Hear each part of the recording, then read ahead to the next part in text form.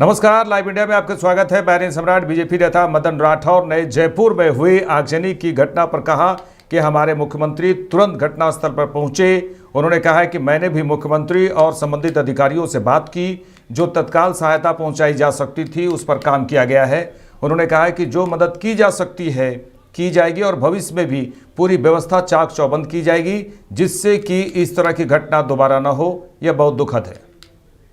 वो एकदम जो गैस का रिसाव हुआ, ये भर रहे थे इंडियन गैस जो है उसमें, तो उसमें ब्लास्ट होने से कई लोग तो घायल भी हुए, कई मरे भी हैं। हमारे मुख्यमंत्री जी तत्काल पहुंच गए।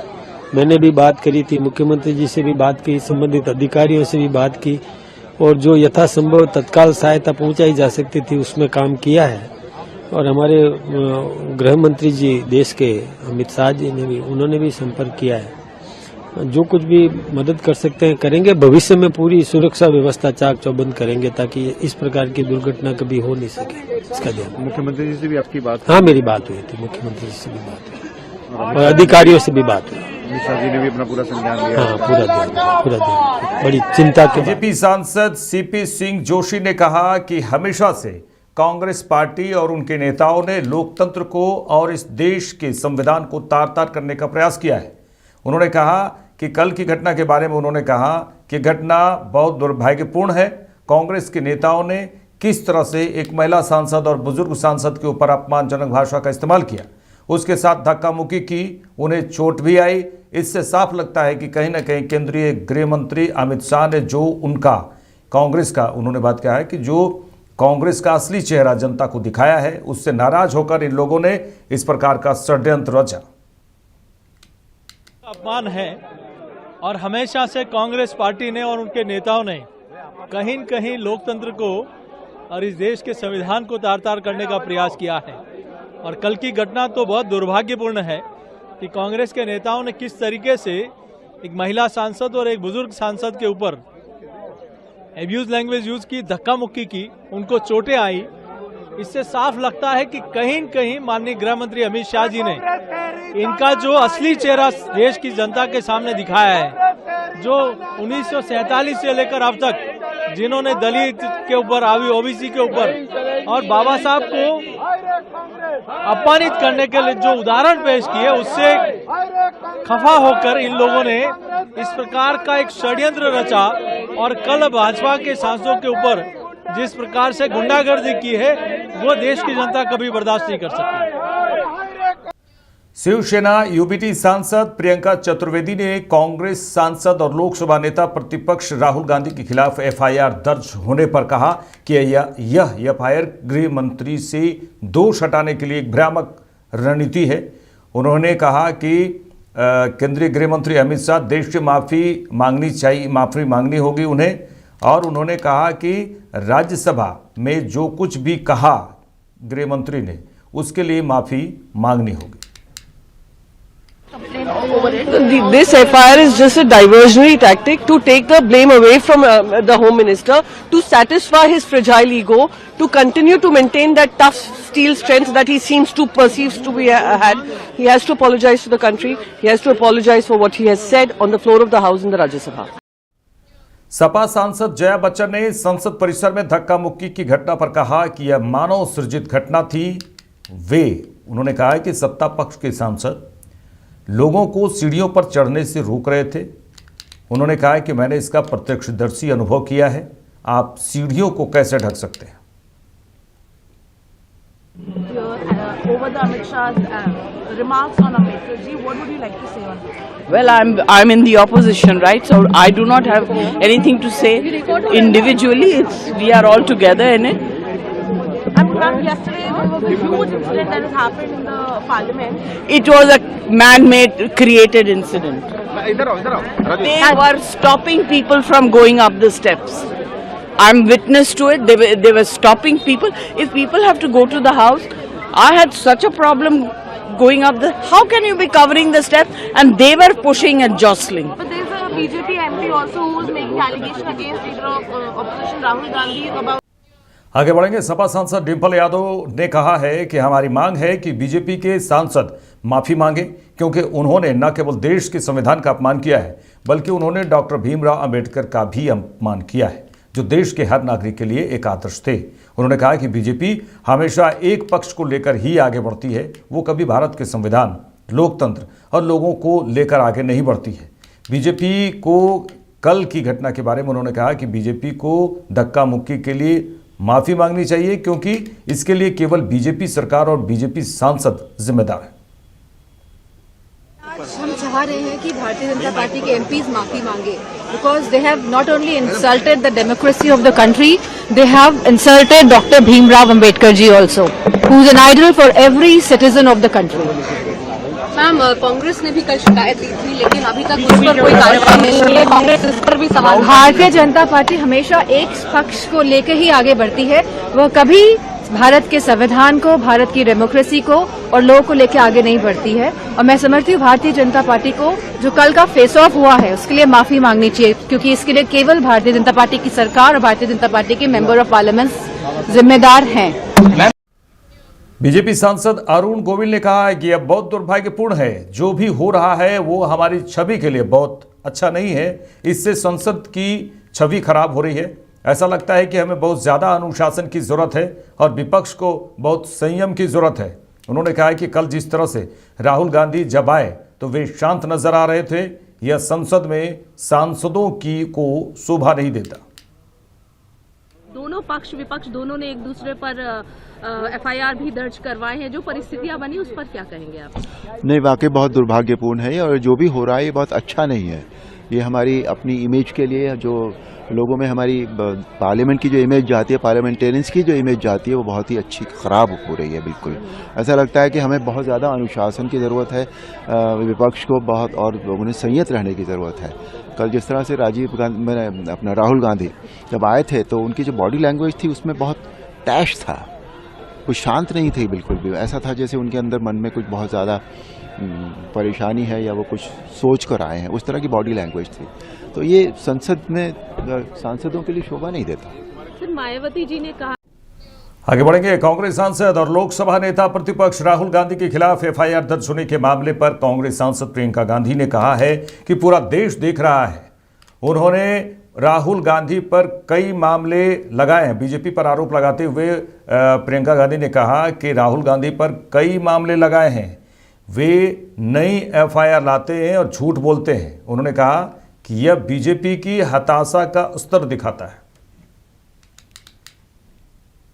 इस तरीके से कहेंगे पूरा देश देख रहा है। राहुल जी पे तमाम इन्होंने केस लगा रखे हैं, कभी नया नया एफआईआर निकालते हैं, झूठ बोलते हैं, पूरा देश देख रहा है। इससे ये दिखता है कि उनका डेस्परेशन लेवल क्या है। सर एक कांग्रेस सांसद और लोकसभा नेता प्रतिपक्ष राहुल गांधी के एफआईआर दर्ज होने के मामले पर कांग्रेस सांसद के सी वेणुगोपाल ने कहा कि हमारा आंदोलन बिल्कुल स्पष्ट है, अमित शाह को इस्तीफा दे देना चाहिए। उन्होंने कहा यह भी कहा कि देश से उन्हें माफ़ी मांगनी चाहिए। अगर हमारे इस सवाल पर अगर आप हमारे नेताओं और हमें जेल में डालना चाहते हैं तो आपका स्वागत है, उन्होंने कहा। और उन्होंने ये भी कहा कि कल वर्षा गायकवाड़ ने भी शिकायत की थी, लेकिन कोई एफआईआर नहीं है। एफआईआर सिर्फ बीजेपी की शिकायत के लिए है। Gandhi and what you have to say about it, sir? Nothing is. Our agitation is very clear. Amit Shah should resign. He should tender apology to the nation. When we are asking this, if you want to put our leaders and us in jail, most welcome. Yesterday, Varsha Gaikwad also given a complaint. There is no case against that. There is no FIR. Only FIR is for BJP complaint. Therefore, this is it. Former Congress President Rahul Gandhi and what you have to say about it, sir? Nothing is. Our agitation is very clear. Amit Shah should resign. He should tender apology to the nation. When we are asking this, if you want to put our leaders and us in jail, most welcome. Yesterday, Varsha Gaikwad also given a complaint. There is no case against that. There is no FIR. Only FIR is for BJP complained. Therefore, this is Congress सांसद और नेता प्रतिपक्ष राहुल गांधी के खिलाफ FIR दर्ज होने के मामले पर कांग्रेस सांसद प्रमोद तिवारी ने कहा कि बीजेपी की ये फासीवादी विचारधारा कल सामने आई। जिस तरह से उन्होंने बहुत बेशर्मी से अंबेडकर जी का अपमान किया, उन्होंने कहा कि मैं कहूँगा जिस तरह से उन्होंने उनका अपमान किया है, लाठी पर बैनर और पोस्टर लेकर सड़कों पर लोग वहाँ खड़े हो गए। उन्होंने कहा कि मैंने ये अपने जीवन में पहली बार देखा। रहते हैं, लेकिन कल जो तस्वीर बाहर आई है उसके बाद एफआईआर जो भाजपा ने राहुल गांधी पर कराया है धक्का मुक्की को लेकर, ये फासिस्ट विचारधारा जो भाजपा की है कल उभर कर सामने आई है। इतना ज्यादा ये घेरे हैं अंबेडकर जी को, जिस तरह इन्होंने, मैं कहूंगा बहुत ही बेशर्मी के साथ उनकी अवमानना की है, जिस ढंग से उनका अपमान किया है, उससे तिलमिलाए हुए कल ये लोग जो पार्लियामेंट का मुख्य प्रवेश द्वार है उसमें डंडे में बैनर लगा के, पोस्टर लगा के सैकड़ों की तादाद में ये खड़े हो गए। और जब हमारी महिला सदस्य अंदर जाने लगी तो उनके साथ धक्कम धुक्की की। हमारे बुजुर्ग नेता विरोधी दल खरगे साहब भी गिर गए। पहली बार मैंने अपने जीवन में देखा विरोध प्रदर्शन होते रहे कि रास्ता रोक दिया जाए। वो कल विरोध प्रदर्शन नहीं था, वो कांग्रेस का रास्ता रोको अभियान था भाजपा का। और नतीजे के तौर पर हमारी महिला सदस्य वहां पर जूझती रही, खरगे साहब जूझते रहे और संसद में हमें घुसने नहीं दिया गया, जो पूरी तरीके कानूनन गलत है। जब भी प्रदर्शन वहां होते थे बगल में रास्ता दिया जाता था कि लोग संसद में चले जाएं। उस समय 9:45 बजने वाले थे, उसके बाद भी 11:15 बजने वाले। केंद्रीय मंत्री गिरिराज सिंह ने कांग्रेस नेता और लोकसभा में नेता प्रतिपक्ष राहुल गांधी के खिलाफ मामला दर्ज होने पर कहा है कि देश की राजनीति में राहुल गांधी से अराजक और झूठा नेता प्रतिपक्ष अब तक नहीं बना। उन्होंने कहा है कि एक तो उन्होंने प्रताप चंद्र सारंगी को धक्का दिया, गुंडागर्दी की, और जब देखा कि उन पर एफआईआर होगी तो वे झूठ बोलने लगे। उन्होंने कहा कि हमें तो आश्चर्य होता है कि मल्लिकार्जुन खड़गे पर कि वे इतने अनुभवी हैं लेकिन फिर भी गलत बयानी कर रहे हैं। इससे उनकी विश्वसनीयता गिर रही है। वे विषय से ध्यान भटकाना चाहते हैं, जो नहीं होगा। राहुल गांधी पर कि उन्होंने एक सांसद को धक्का दिया जिस वजह से अस्पताल में पहुंचे, उसको लेकर एफआईआर दर्ज किया गया है। राहुल गांधी ने आरोप लगाया है कि खड़गे जी को ही धक्का दिया गया। देखिए, देश की राजनीति में राहुल गांधी से अराजक और झूठा अभी तक कोई एलओपी नहीं बना होगा। एक तो प्रताप सारंगी जी को धक्का दिया, गुंडागर्दी की, और दूसरा जब देख लिए कि उन पर एफआईआर होगा तो वो झूठ बोले। हमें तो आश्चर्य होता है खड़गे जी पर, जो इतने पुराने हैं, क्यों वो गलत बयानी कर रहे थे। कहीं वीडियो में नहीं दिखा, राहुल गांधी का कहीं नहीं दिखा कि कोई धक्का दिया, प्रियंका गांधी को कहीं नहीं देखा कि धक्का दिया। ये झूठ की खेती क्यों कर रहे हैं और इससे उनकी विश्वसनीयता गिर रही है। वो कहते हैं मैं छुपाने के लिए, मैं कहता हूं वो छुपाने के लिए इस ढंग की हरकत कर रहे हैं जो डाइवर्ट हो जाए विषय डाइवर्ट नहीं होगा। पहला विषय है सोनिया गांधी का सोरोस से क्या संबंध, जवाब दो। दूसरा विषय है अंबेडकर का अपमान किए हो, इस पाप के लिए देश से माफी मांगो। राजस्थान के गृह राज्य मंत्री जवाहर सिंह बेदम ने कहा है कि टैंकर और ट्रक के बीच भिड़ंत हुई। आग की लपटें इतनी तेज थी कि अन्य वाहनों को भी उसने अपनी चपेट में लिया। मृतक परिवारों के प्रति हमारी संवेदना है और उन्होंने कहा कि सरकार उनकी हर संभव मदद करेगी। हम जल्द ही इस रास्ते को साफ करवाएंगे। जब तक रास्ता साफ नहीं हो जाता हम यही हैं। हमने एक हेल्पलाइन नंबर भी जारी किया है। क्या पूरा मामला सामने आया, घटना के कारण क्या लगते हैं आपको? देखिए, प्रथम दृष्टया जो देखने को हमारी जानकारी में आया, मैं और डिप्टी सीएम साहब दोनों पहले आ गए थे और माननीय मुख्यमंत्री जी तो कितने संवेदनशील है, हॉस्पिटल भी गए और हॉस्पिटल के तुरंत बाद वो घटना स्थल पर भी आए। हॉस्पिटल में आईसीयू डेडिकेटेड बनाए हैं, उनमें हमारे शिक्षा मंत्री वहीं कैंप किए हुए हैं। हमने जब आकर के देखा तो प्रथम दृष्टया लगता है कि ये जो टैंकर है इसमें और एक ट्रक में कोई भिड़ंत हुई है, ये मोड़ने के ऊपर या यू टर्न लेने के ऊपर, और भिड़ंत होने के बाद उसमें आग की चिंगारी निकली है। वो आग, चूंकि ये वाहन चलते हैं, सीएनजी का टैंकर है और ये जो वाहन चलते हैं आपको पता है ये ओवरलोडेड रोड है, भारी संख्या में वाहन थे और उसको आग की लपटें इतनी तेज गई कि यहाँ और लोग जो वाहन खड़े थे या आ रहे थे उनको भी चपेट में लिया है। लोग हताहत हुए हैं। तुरंत जैसी जानकारी मिली है प्रशासन हमारा सक्रिय हो गया, पुलिस मौके पर आ गई, जिला कलेक्टर स्वयं यहाँ मौजूद है। सारी व्यवस्थाएं जो तात्कालिक रूप से सरकार कर सकती है उसको किया है। मृतक परिवारों के प्रति हमारी संवेदनाएं हैं, सरकार उनकी हर संभव मदद करेगी। अब हमारी प्राथमिकता है कि वो जो इंजर्ड हुए उनका समुचित इलाज हो, वो स्वस्थ हो, ईश्वर की कृपा उन पर बनी रहे। हम जल्दी इस रास्ते को क्लियर करवा के किन किन का कितना क्या नुकसान हुआ है ये प्रशासन पूरा देख रहा है। संवेदनशीलता से पूरी सरकार खड़ी है। आप देख सकते हैं, मैं स्वयं हॉस्पिटलाइज था, इंडस हॉस्पिटल में रात को मैं एडमिट था। माननीय डिप्टी सीएम साहब को कहीं बाहर जा रहे थे, तैयार खड़े थे, जैसे ही जानकारी मिली तो मैं हॉस्पिटल छोड़ के यहाँ आया हूँ। डिप्टी सीएम साहब और हम यहाँ आए और हम अभी यही है, जब तक रास्ता क्लियर नहीं हो जाए हम सारी व्यवस्थाएं करा करके और आमजन से अपील करते हैं कि बिल्कुल शांति बनाए रखें, या आग जहां लगी है उससे थोड़ी दूरी बनाए रखें। हेल्पलाइन नंबर भी जारी किया है हमारे प्रशासनिक अधिकारी, पुलिस के अधिकारी, उस हेल्पलाइन नंबर पर जो जानकारी आप चाहेंगे वो भी मिलेगी और सहायता के लिए तत्पर हैं, संवेदनशील हैं और पूरी मदद करेंगे।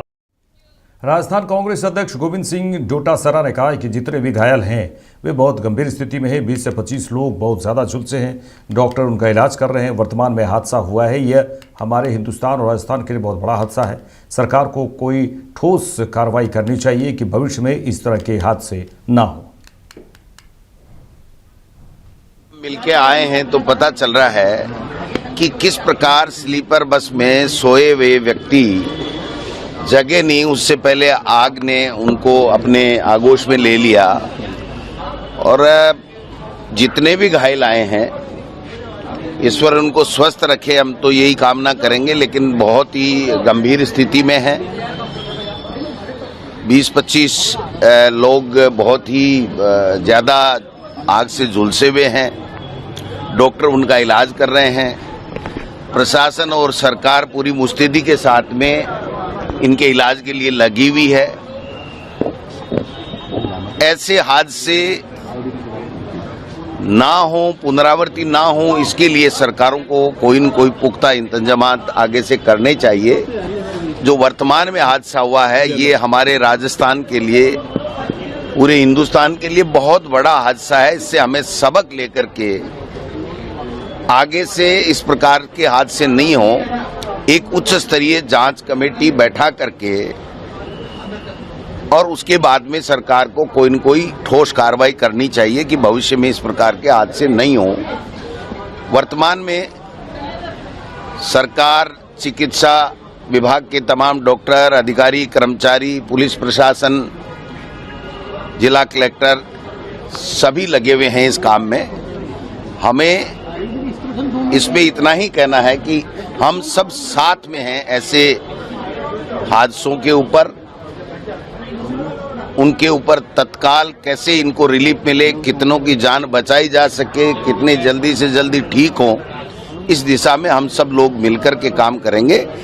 सरकार के साथ कंधे से कंधा मिला करके हम लोग खड़े हैं जहां भी जरूरत हो।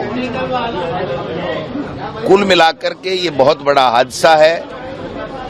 जो मौतें हुई हैं, 1-2 अभी तक जो भी स्थिति बनी है, उनकी आत्मा को ईश्वर शांति प्रदान करे, से स्वस्थ हों, यही कामना हम तो मालिक से कर सकते हैं। आप सब लोग भी इसको सुबह से कवरेज कर रहे हैं कि बहुत बड़ा हादसा है। इससे हमें सबक लेकर के आगे से कोई न कोई ठोस कार्रवाई के लिए हमको एक साथ मिलकर के कोई ठोस कार्रवाई बनानी चाहिए, जिससे आगे ऐसे हादसे नहीं।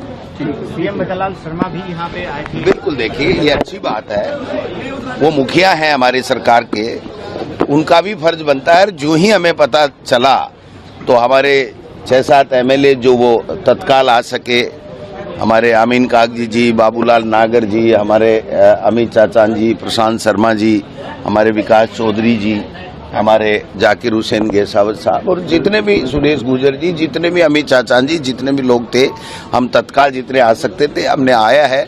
और हमने डॉक्टरों को और प्रशासन को यही कहा है कि किसी को ब्लड की और किसी आर्थिक मदद की, किसी भी चीज की कोई आवश्यकता हो तो हम सब साथ में हैं। और इस समय इस संकट की घड़ी से कैसे निकले और कितने लोगों की कैसे जान बचाई जा सके, इस दिशा में हम सबको मिलकर के काम करना चाहिए। ठीक है।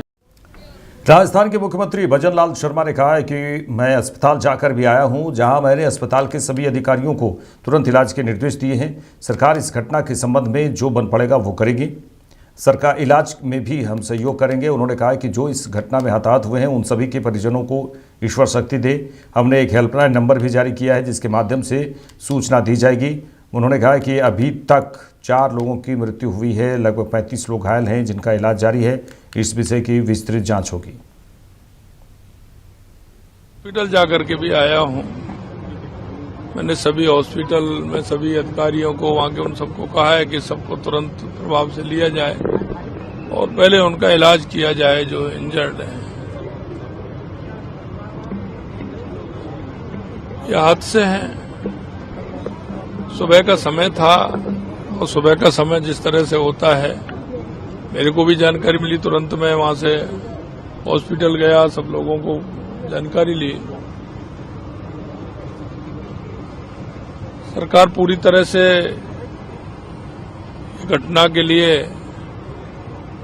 जो भी होगा हम जांच भी करेंगे, उनके इलाज भी करेंगे, जो उचित उनको सहयोग करना है वो भी करेंगे। लेकिन ये हादसे जिस तरह से होते हैं उनको भी किस तरह से रोका जाए, उस पर भी सरकार निश्चित रूप से विचार करेगी। मैं उन सभी को जो इस घटना में हताहत हुए हैं, उन सभी के परिवारजनों को ईश्वर शक्ति दे उनको, और उनके परिवारजनों को सामर्थ्य दे। हमने एक हेल्पलाइन भी आज जारी किया है और उस हेल्पलाइन के माध्यम से किसी भी तरह की कहीं जानकारी लेनी हो तो वो भी मिलेगी, वो भी नंबर सर्कुलेट कर दिया जाएगा। निश्चित रूप से घटना दुखद है। मैं इस घटना के लिए उन सभी परिवारजनों के और इंजर्ड हैं उनके लिए ईश्वर से कामना करता हूं कि वे स्वस्थ हों और उनके परिवारजनों को ईश्वर शक्ति दे। और निश्चित रूप से हमारा प्रशासन पूरी तरह से लग रहा है और जितना होगा उतना करेंगे। अभी तक मेरी जानकारी में 4 की डेथ हुई है, 4 बताए थे मेरे को भी, 4 के। हाँ, और लगभग 35 लोग घायल हैं, उनका इलाज चल रहा है। मैं हॉस्पिटल से आया हूँ। देखिए अभी तो यही है, प्रारंभिक तौर पर आ रहा है कि आप देख रहे हैं सामने जो ट्रक खड़ा है, ट्रक इधर से यू टर्न हो रहा था, उधर से ट्रक आया, आपस में भिड़ंत हो गई और उसमें से जिस तरह से घटना हुई है निश्चित रूप से इसकी विस्तृत जानकारी होगी। जांच अभी तो आएगा, जांच का विषय है ये आएगा। जम्मू कश्मीर के मुख्यमंत्री उमर अब्दुल्ला ने वन नेशन वन इलेक्शन विधेयक पर कहा है कि अभी तो केवल इसे पेश किया गया है, अभी तो बहस होनी बाकी है। संसद के साथ साथ कई रियासतों में भी इसे लागू करना होगा। देखते हैं कहां तक पहुंचता है। इलेक्शन पे जो वोटिंग हुई है, क्या कुछ अभी तो वोटिंग हुई नहीं ना, अभी तो सिर्फ इंट्रोड्यूस किया गया है, अभी तो उस पर बहस होना बाकी है। और पार्लियामेंट के साथ साथ कई रियासतों में भी उसको पास करना होगा। आगे बातचीत चलने दीजिए, देखते हैं कहां तक पहुंच जाता है। राहुल गांधी आगे बढ़ेंगे। राजस्थान के डिप्टी सीएम प्रेमचंद बैरवा ने कहा है कि यह बहुत दुखद घटना है। हम सभी को इस बात का दुख है कि घटना में 4 से 5 लोगों की मौत हो चुकी है और लगभग 39 लोग एसएमएस अस्पताल में भर्ती हैं। मुख्यमंत्री खुद वहां जाकर आए हैं और सभी व्यवस्थाओं का जायजा लेकर आए हैं। चिकित्सा मंत्री, स्वास्थ्य मंत्री भी वहां पर हैं और उन्होंने कहा कि हमें घटनास्थल पर भेजा गया, हम यहाँ का जायजा भी ले रहे हैं। ये बहुत दुखद घटना जो हुई है, इसके लिए हम सबको इस बात का दुख है कि इतने लोगों की 4-5 तो करीब अभी डेथ हो चुकी है और 39 लोग करीब वहाँ पे एसएमएस में भर्ती है और सीएम साहब खुद वहाँ जाके आए हैं, सबकी हालात जान के आए, व्यवस्थाएं करके आए हैं और चिकित्सा मंत्री जी वहाँ पे है और हमारे को यहाँ घटनास्थल पे भेजा गया। नितिन हम देख रहे हैं, यहाँ का जायजा ले रहे हैं। राजस्थान के स्वास्थ्य मंत्री गजेंद्र सिंह सिंघवसर ने बताया है कि हमारे क्रिटिकल बर्न वार्ड में अतिरिक्त 5 बेड बचे खाली हैं। इसके अतिरिक्त हमने 40 बेड का भी एक और कमरा तैयार किया है। उन्होंने कहा कि हमारी पुलिस टीम, एसपी, एडीएम सभी सक्रिय हैं। एसएमएस अस्पताल आने के लिए हमने ट्रैफिक कॉरिडोर को भी खोल दिया है। उन्होंने कहा कि चिंता की बात यह है कि जो 35 घायल हैं यहाँ पर, उनमें से 50% लोग अति घायल हैं, बहुत गंभीर स्थिति में हैं, क्रिटिकल हैं। उन्होंने कहा कि मुख्यमंत्री ने मुझसे व्यवस्थाओं का जायजा लिया। अधिकांश घायल लोग यहाँ पहुँचे हैं। जो घायल हैं यहाँ भर्ती हैं, उनमें से अधिकांश की स्थिति अति गंभीर है। Very very critical. हमारा जो बर्न्स वाला, जो ये क्रिटिकल बर्न्स वाला जो हमारा वार्ड है, ये करीबन इसमें अभी 5 बेड्स बचे हुए हैं। इसके अतिरिक्त हमने 40 बेड का एक और हमने कमरा रेडी कर लिया है।